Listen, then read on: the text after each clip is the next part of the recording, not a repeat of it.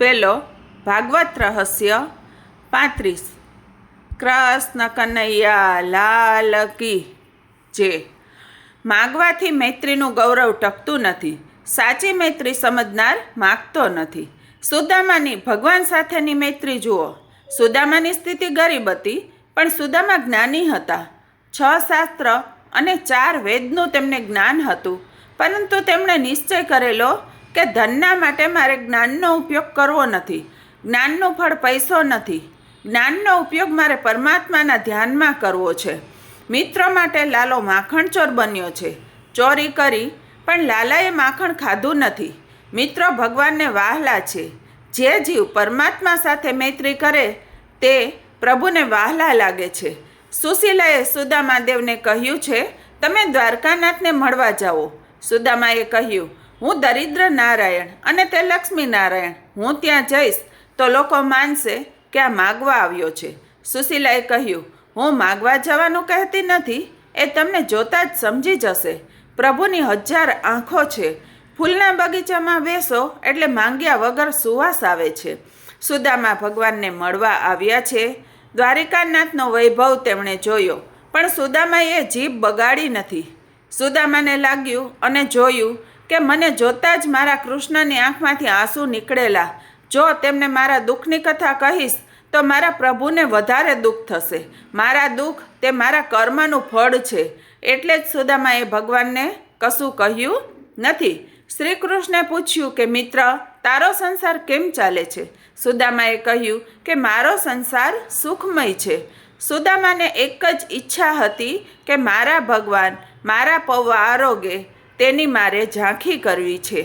સુદામા માગવા આવ્યા નથી, પોતાનું સર્વસ્વ અર્પણ કરવા આવ્યા છે।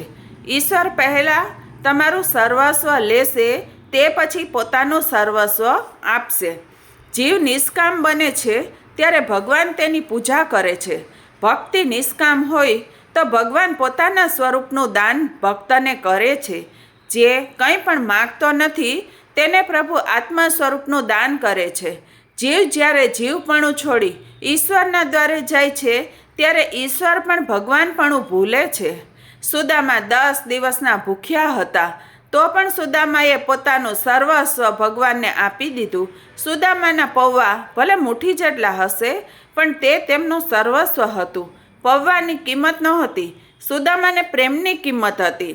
સુદામા જેવો કોઈ લાયક થયો નથી અને કૃષ્ણ જેવો કોઈ દાની થયો નથી। ભગવાને પણ સુદામાને પોતાનું જેટલું જ ઐશ્વર્ય આપ્યું છે। ભગવાન તો પરિપૂર્ણ છે, પરિપૂર્ણ આપે તો પણ પરિપૂર્ણ રહે છે। મારા સુખ માટે મારા ઠાકોરજીને દુઃખ થાય તો મારી ભક્તિ વૃથા છે એમ સમજજો। ભગવાન પાસે કંઈ માગશો નહીં, તેથી ભગવાન ઋણી બને છે। ગોપીઓએ શ્રી કૃષ્ણ પાસે કંઈ માંગ્યું નથી।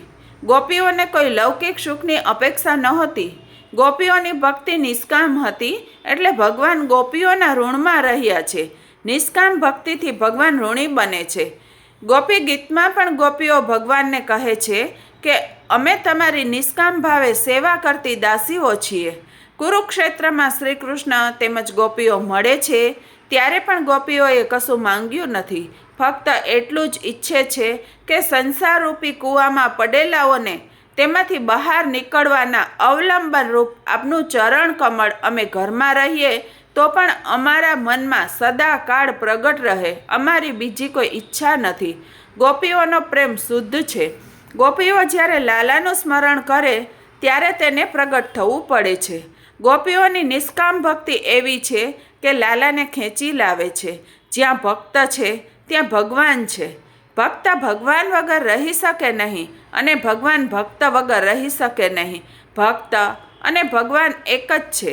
ગોપી અને કૃષ્ણ એક જ છે। તુકારામ તેથી તો કહે છે કે ભલે મને ભોજન ના મળે, પણ 24 કલાકમાં એક ક્ષણ પણ હું વિઠ્ઠલનાથ મને તમારાથી અલગ ના કરશો। સુદામા અને ગોપીઓનો આદર્શ અને નિષ્કામ ભક્તિ આંખ સમક્ષ રાખી યાદ કરી તેવી ભક્તિ કરો। નિષ્કામ ભક્તિ એ ભાગવતનો મુખ્ય વિષય છે।